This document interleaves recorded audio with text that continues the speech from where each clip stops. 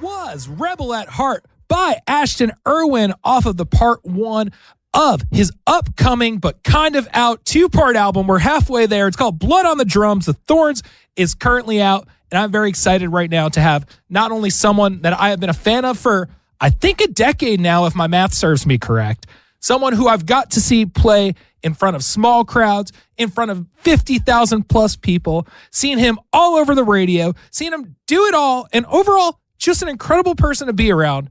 Ashton Irwin's in front of me right now. What's up? Fish, you legend. Thanks for having me, man. And you got the album stuff absolutely spot on. It's a 2-part album. Side 1, The Thorns. Side 2, The Roses. Half of it's out right now. The other half comes out in like 3 weeks or something like that. So thank you for nailing that. Of course. I had a great coach before the interview started. It's just like we spoke about. Well done. Exactly. Just as we rehearsed, I can confirm that Venmo request and everything now. Thank you. No worries, man. Hell yeah. So how are you? I'm excellent. I've just been obviously doing my thing, releasing some music on my own, which has been excellent. As much as I missed the guys, I mean, this was kind of a year off, so I couldn't help myself. I had to make a new record. It's been really refreshing. It feels good in the soul. Hell yeah. So yeah, things are good. And apart from that, I moved out of the city, so I used to be pretty local to your studio here. So I was in the neighborhood again. I was reminiscing of times, even way back when. I mean, I must have known you for well over 10 years. Yeah. So, we've had some times together, but above all, it's just good to be in here. Good to be with you today. It's awesome, man. It's incredible to see, from my perspective, just like seeing the growth of not only 5 Seconds as a band, but also the personal growth too, because I mean, how many people go solo as a drummer, like besides Aaron Gillespie and maybe Dave Grohl? I don't know. I'm encouraging it. In the band, it's always been about the songwriting. So that's been really my main quest over the past decade. I've just been locking in the studio and trying to get kind of the best stuff under my belt that I possibly can. I love singing and playing drums is like my party trick. And I'm trying to get better at that. So that warranted a new record. And just really stoked to have my own little journey that really is fulfilling to me.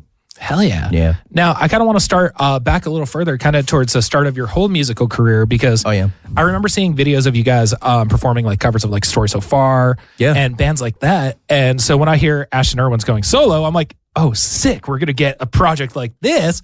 But Super Blue proved it was not that. And it was something beautiful. And we'll get more into that. So So talk about that when it comes to, this is only band type question I'm going to ask, like the band writing versus a solo writing, because obviously it's very, very different styles, even though it's a same, at least quarter of the equation. Totally. You can ask as many questions as you want about the band. I love talking about Five Sauce. It's been my life's work. So, I love the band, and, writing with them, it's more like making space for each other's style. And it's weird, like, we often write songs about each other's lives. So the difference is I can look at Luke or talk to Luke or Mike or Cal, and we'll discuss like what's going on in their life. And we can kind of see each other from the outside, and we'll be like, that's a song, bro. That's a great song. Like what you've been through, as much as that sounds really painful or whatever. Yeah. We should write a song about that. And vice versa. So writing on my own is more introspective kind of stuff. And obviously, like, I probably write about 100 songs a year. So, and I have done since I was about 17. So it's like, making a solo record, it doesn't feel that strange to me because my output is still kind of happening even in years when we aren't putting out band records. So, because it's one of those muscles you have to keep active. If you stop writing, I think anybody that's a songwriter will agree that the longer you don't write, the harder it is to begin again. So I really, really live and die by that kind of thing. So I just keep moving, and that seems to work for me. Hell yeah. That's awesome. And then Super Bloom, I think it came out during COVID, if I remember right. Yeah. So I was I released, it was the fourth album of 5 Seconds of Summers. It was called Calm, which was Callum, Ashton, Luke, Michael. And it was like a fan thing that they always used to say. So we were like, we're going to honor that and call an album that. And then boom, promo trip is canceled. We're locked inside for 2 years. classic. Yeah. Classic stuff. And so I got really afraid to begin with, because I was really geared up and I had a lot of energy ready to get out there in the world and like talk to people and promote that album. But then it, everything stopped. Yeah. So at the time I was living with the producer, Matt Pauling. He's worked on a bunch of bands, Palais Royale, Atreyu, and, obviously Five Sauce. So I looked at him and I said, look, dude, what are you doing for the next year? Like, we're living together. We should make an album. And he was like, absolutely. So we got started in the first week of the lockdown. And I was really grateful to just have something to hold on to. That really saved me at that time from just, smoking weed every day or something. Although I was doing a little bit of that, but it is California. So, but it was really good to hold on to a musical project still and get going. And it just seemed so appropriate to start my solo music when, the band weren't active. So, and then Super Bloom was covering a lot of topics. Like, it's got that song Skinny Skinny, which was a huge, jump off the ledge for me, to be honest, to share that kind of concept with people. I think it was hard for me. It's even hard for me to sing that song now. It really dissects a lot of pain that I've felt and conversations I've had even with my younger brother, Harry. So, the concepts I got into on that record, I'm really grateful I went to that place. And when I listen to that album now, I kind of just see it's like, I'm just glad I did it. I'm glad I got started on my own music before I'm too old. That answer just gave me chills. I don't know if we could zoom in or not. Can we zoom in? I have chills. I have goosebumps right now from that answer. Oh man, hell yeah! So now with that saying like how hard it is to sing Skinny Skinny and then covering super hard topics, you decide, hey, it's a great time to put out a live record of this and a full live performance of me performing all these songs for everyone to see. Yeah, and I didn't want to go on tour because that would have been controversial. Like, get out there, throw your masks away. I'm going on tour. Fuck it. Bad look. So we didn't do that. I was like, well, if I can be in a controlled environment, I just want to film myself singing these songs with some of my friends, and I'd love to put that out. I'd love it to just be for free. Much to my detriment, I don't charge for things very often as I should in this world. I'm always like, they need it for free. Put it out for free. It's awesome if it's free and everyone can just get involved. But so we put that out, and I just wanted people to have a live representation. And, aesthetically, I wanted to have that 90s thing. At the time, I was really obsessed with bands like Silverchair and My Bloody Valentine, and I was really getting into this, like, shoegaze, like, heavier rock thing. Hell yeah. And I was really, really interested in it at that point in time. So, that record is really different genre-wise for me. It's really cool. Seeing you come out like that and then just hearing the live version of it. I believe King Starlight was on it too, Julian? King Starlight. Yeah. Yeah, Julian Bell. What a badass. Beautiful voice, beautiful solo artist, epic DJ now actually as well. And it was just about getting all this mix of mates of mine together, and it was good for us. It was really good. That's awesome. And speaking of friends of yours and everything, you recorded the new record with a friend of yours that some 5 Seconds of Summer fans are familiar with, John Feldman. John Feldman. So John Feldman and Ash back at it. It felt crazy. He has a photo in his studio of us when I was 20, and we're like together. And I looked back at that, and I'm turning 30 in like 2 weeks or something. Are you really? Low key, yeah. That makes me feel old too. And so to have had, I call John a mentor.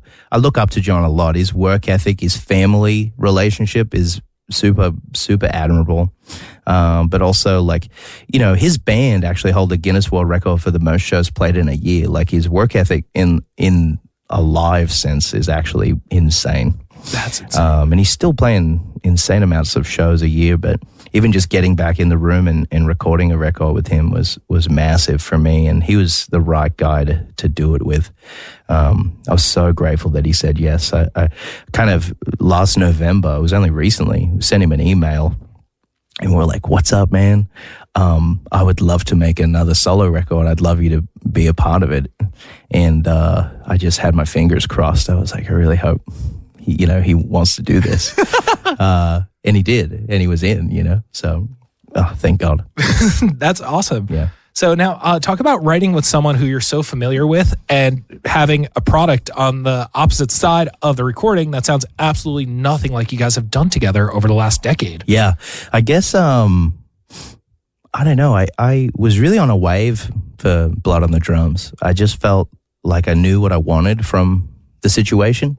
And John and I, first and foremost, at a primitive level, we have a telepathy when recording, especially on drums. Like he almost doesn't even communicate. He just it's like we're so in a flow. We know exactly what we want from the recordings, and we've really just evolved to have a really smooth dynamic in the studio together.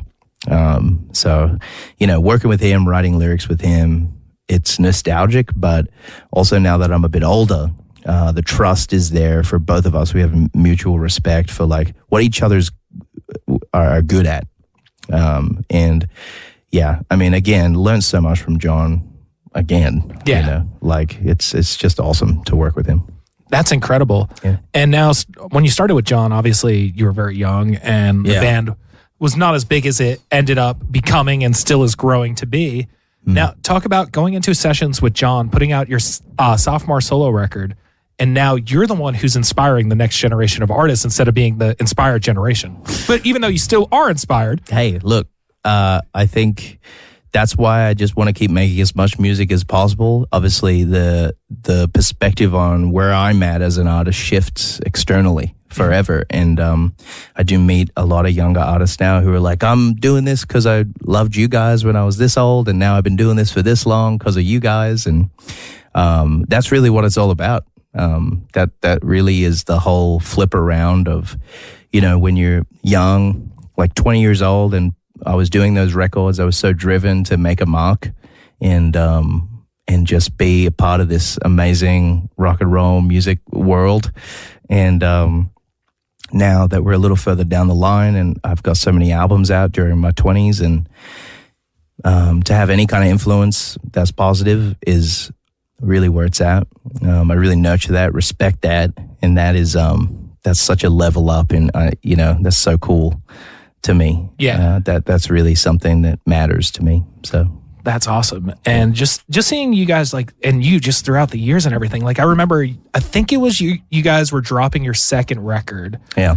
And All Time Low was playing here at the same time, and you guys were at the show instead of having a release party. You might have had a party after, but I saw you guys at the show. I'm like, you guys just dropped a record, and you guys are just stoked to see live music right now. Yeah, I mean, where we came from, seeing a live band was almost impossible because we were kind of out in the country in Australia. So any opportunity we get to see a band still. I mean, I've seen you at probably hundreds of shows. Yeah. I'm out there. I'm seeing them still because even just the privilege of being able to do that to me still is you invite me to a show, I'm so tempted still. I'll probably be there.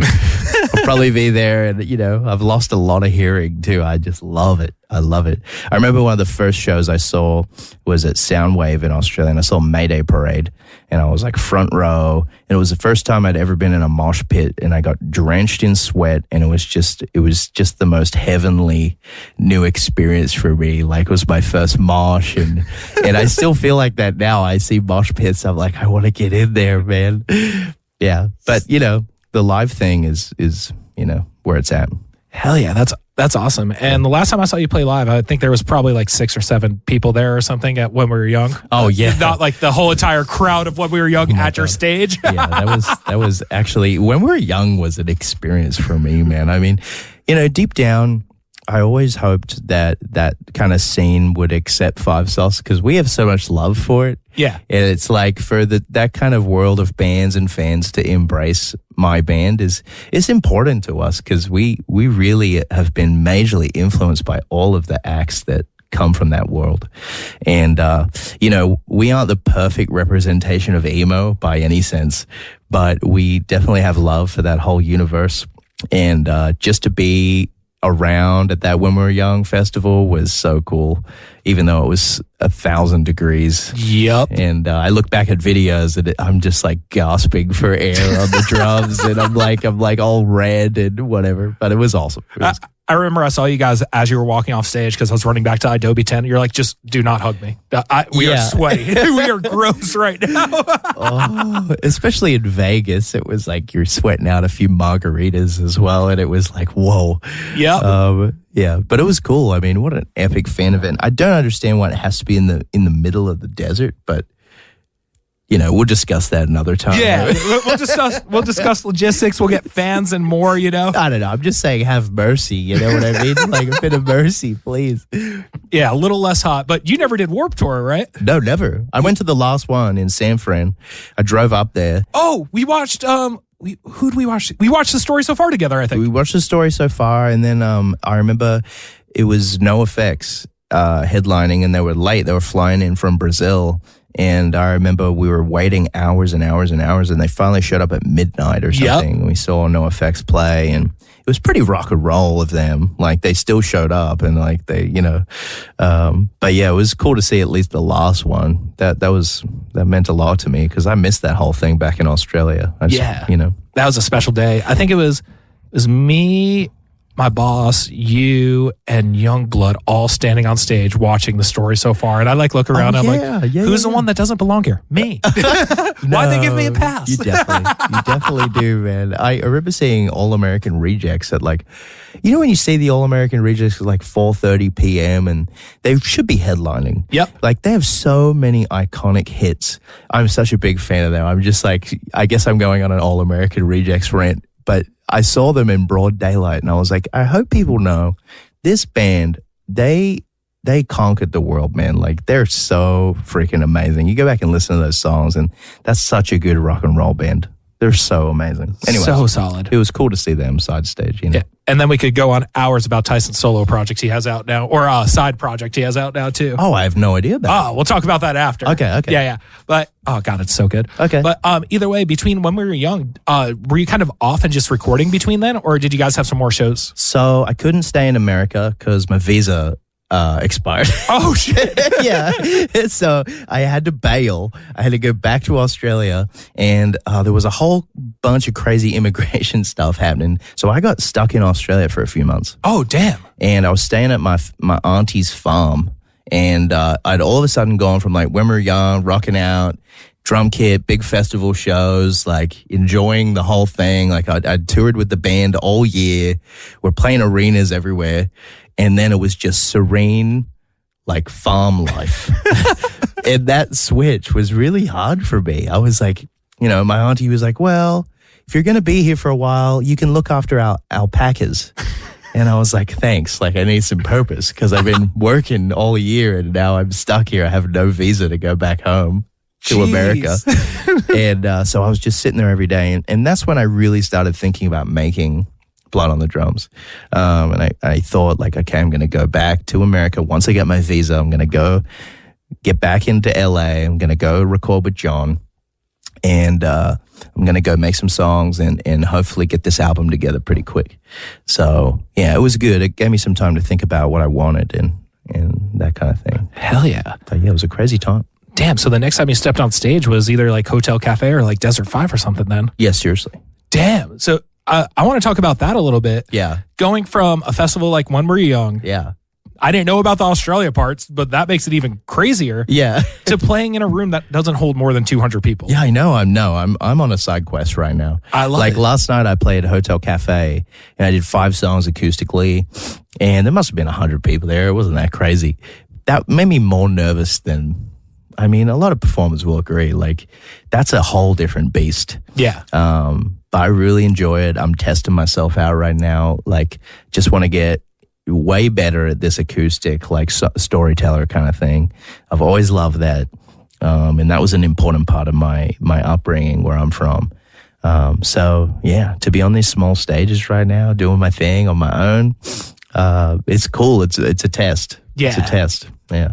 And what you're doing at Desert 5 is really cool. I don't know how much you want to dive into it, but I'll just say it's cool. That's cool. Yeah. Yeah. So I have like, obviously most people know me as a drummer. And one thing that I really don't like is waiting a year and a half to go on tour again and not playing any drums, which I'm sure other drummers can agree. So I basically made this side quest band. And I play all my favorite rock and roll with these guys. And we just go into Hollywood or wherever the hell and fucking lay it down. It's really healthy for my playing. Like, it just keeps me tight. But it's kind of like a secret little thing that I do. I just like to show up places and play. That's the best part about living in LA right now. It's like I'm just around town. I'm just playing, and testing out my songs, and I'm testing out my drumming chops, and I'm just trying to like kind of keep exercised for when I get back on the road with the band. Hell yeah, that's awesome. And now Blood on the Drums, The Thorns is officially out. Yeah. And so now, is it called The Thorns and then Roses for the part 2 because maybe this is a rougher side of the record, more personal stuff? I guess this one, there's a lyric on the album that says, I know your thorns protect your roses. So it's more like, these are like, this is the side of resilience and personal strength and conjuring that inner strength to keep yourself alive in today's world. Yeah. So it touches on a lot of subjects like that. Like, for instance, there's a song Indestructible, and that song conceptually, have you ever heard it? It's a dark phrase. I'm sure we can go there. It's called bed rotting, and it's a depressive thing that's happening to kids. I mean, they just want to stay on their phone all day and just do nothing. Yeah. That breaks my heart. So I wrote this song from the perspective it was like just hopefully giving people a bit of strength to recover from depressive bouts, because like your life isn't a straight line to like just being enlightened and happy all the time. Like, if it's been like my life, it's like big dips, and then I find that will to get up and like, no, Ash, like, you're still alive. Get into the things you love. Go and do the things you love that make you happy to be here, and resurge. So a lot of the concepts are just about rekindling your fire. And getting back to where you feel happy, or at least like you're living again, which is important to me. I think if you stand behind anything, it's human resilience to live. I think that's a pretty basic but powerful concept. So 100%. And I know it's going to inspire a bunch of listeners. I was about to say kids, but everyone's listening to this one. Yeah. I mean, everyone listens to everything you put out, but yeah, I mean, I am just going to keep releasing stuff. Yeah. But I'm really happy with the response. You never know. Yeah. You never really know. And this album is definitely a bit more contemporary. Went for more hooks and stuff. I mean, a lot of people know I love pop music. I love writing it. Like, that's so exciting to me. To potentially write a song that like lots of people love is like, it's a songwriter's dream. Yeah. So all these songs are kind of built to kill. Like, I got my deeper concepts in there, my psychological perspectives and my spiritualism and all these things. But, it's littered with hooks that I love too. So yeah. That's awesome. And now, is anything from recording the solo record kind of translating for you, like in band world, where you're like, oh, this makes more sense now, or to kind of bring this to the table? Totally, especially after seeing Luke's like solo project. He does this really dreamy, beautiful shoegaze, acoustic, Death Cab meets like War on Drugs kind of thing. And my thing has a bit more like teeth and rock energy. So it's interesting when you split the atom with a band. It's like, well, that guy is so good at this dreamy, ethereal, beautiful songwriting thing, and I'm doing this thing, and the other guys are doing stuff too. So when it comes back together, I guess we're just more aware of each other's writing styles and skill sets. But yeah, when you record on your own, I mean, I wrote with some people on this record, co-wrote, that I'll definitely keep in mind for the band, like when we start up on our sixth album. Jeez. Yeah. Love that. Got to give a big shout out to Emma, who co-wrote on this record. Emma Rosen. Yeah. Oh my God, what a songwriter. Dude, she co-wrote Lightweight by Dwayne, which is like one of my favorite songs of the summer now too. Yeah. And awesome vibe in the studio. Incredible lyricist. We actually sing a song together on my album, on the Roses, on the next side. It's called Wild Things. And yeah, we got some special ones together. She helped me tap into a more like a softer side of my folk songwriting, which I do have deep down. Interesting. Which I really appreciated. That was cool. I was like, I could see us actually having like some kind of duo thing. But it was cool. So we got a few songs together and super talented. And there was another person, Rachel West, amazing songwriter. We did some stuff. I wrote a song with LP and Evie Arnby as well. So yeah, it was cool to invite some people in. Hell yeah. That's awesome. So you're saying the next cover band's going to be a Fleetwood Mac cover band? Oh God. God, I mean, maybe you keep that to myself, yeah. But yeah, maybe. At one point. Hell yeah. So now, with the anticipation of part 2 coming out now, what could fans expect, and what are you expecting for yourself for reaction-wise and rollout-wise? Yeah, I think it's you got to be careful with expecting anything in the music world, right? But the next side is softer, it's more sensitive in terms of the lyricism. It displays what I've been working on in terms of my acoustic guitar playing and my softer kind of songwriting side. But the album is genre-less. It goes all over the place. There's alternative folk thing going on in the second half, but there's also moments of like massive hard rock drum and bass, crazy drumming. But then there's also like a psychedelic vibe going on at the end of it. So it goes all over the place. Hell yeah. It goes all over the place. And don't try expect anything, because I don't think it'll be what you're expecting. I think it's, yeah. I love it. Now, I'm trying to put this together in my head math-wise. Yeah. That's why I kind of look blankly right now. Okay, what? Are you releasing part 2 of the record with your 30th birthday?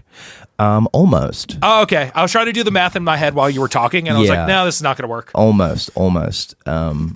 It comes out right before I play the Belasco. Oh, sick. On July 18th or 17th.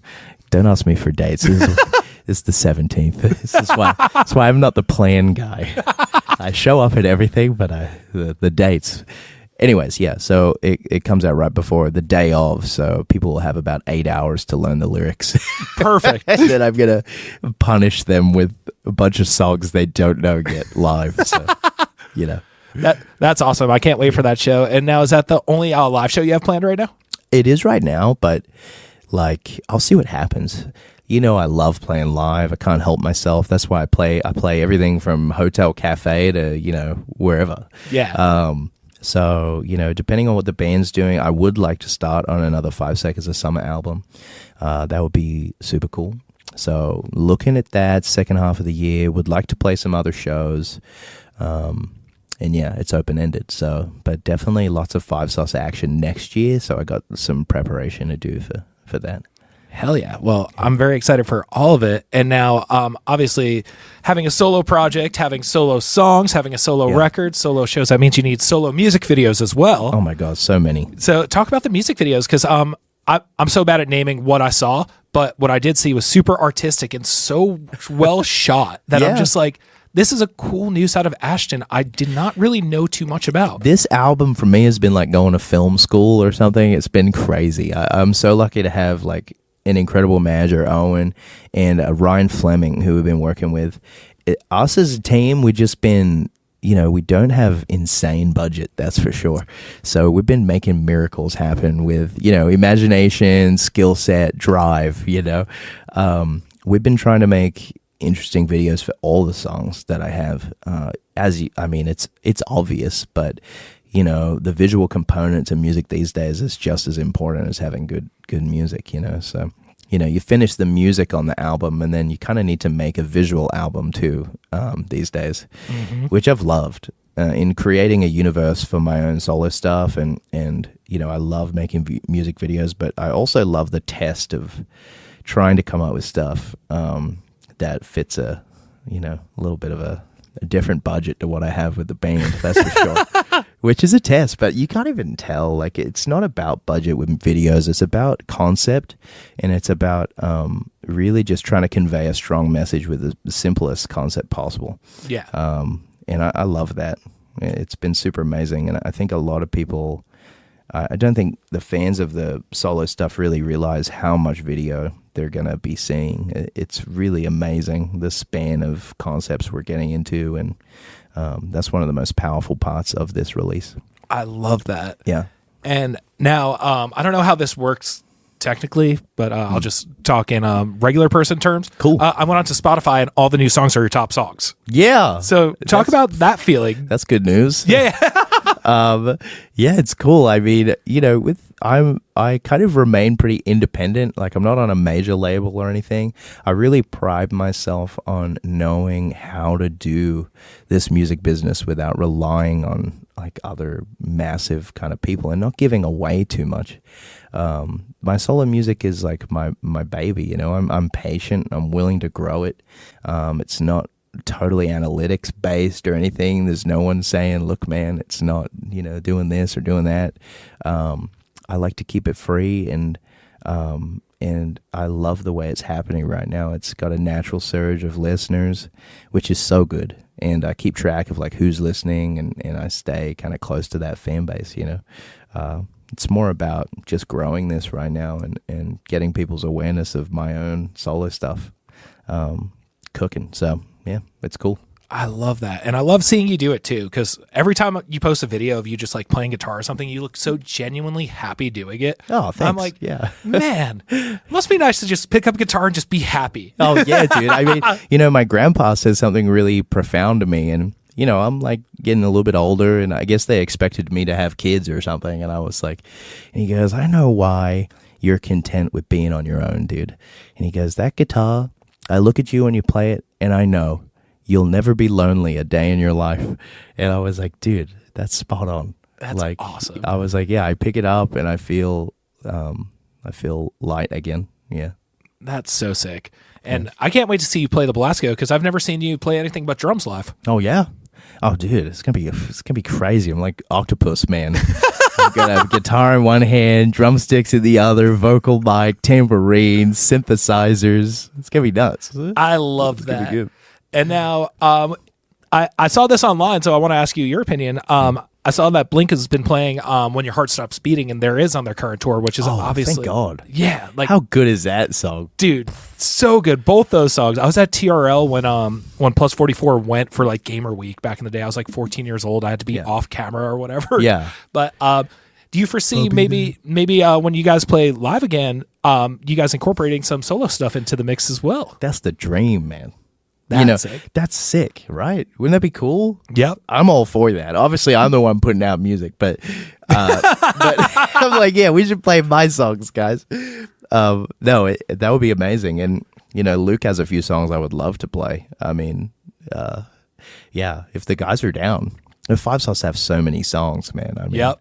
It's really crazy. But I think that would be the vibe. I think that would be received well, and I would dig that. That'd be cool as hell. Really sweet. Did they play? Travis Barker was he in the Transplants? Was it like? Yes. What was that song they had? I always mix it up with the Rancid song Cadillac. Oh yeah. I was wondering, because that song is so good too. There was so many. I mean, obviously Mark had the project with Alex as well, which was cool. Simple Creatures. It was like a new wave kind of thing. Yeah, I love seeing them. I mean, more the better, I think. And, I agree. And obviously but When Your Heart Stops Beating, like, that's an actual hit song. Like, that's a badass song. So good. Yeah, it's so good. Dude, that and Baby Come On. Yeah. Oh, what fucking incredible songs those are. Yeah. Oh man, I could go on it for hours about Blink side projects and Blink, but we will not do that here during my interview with Ashton.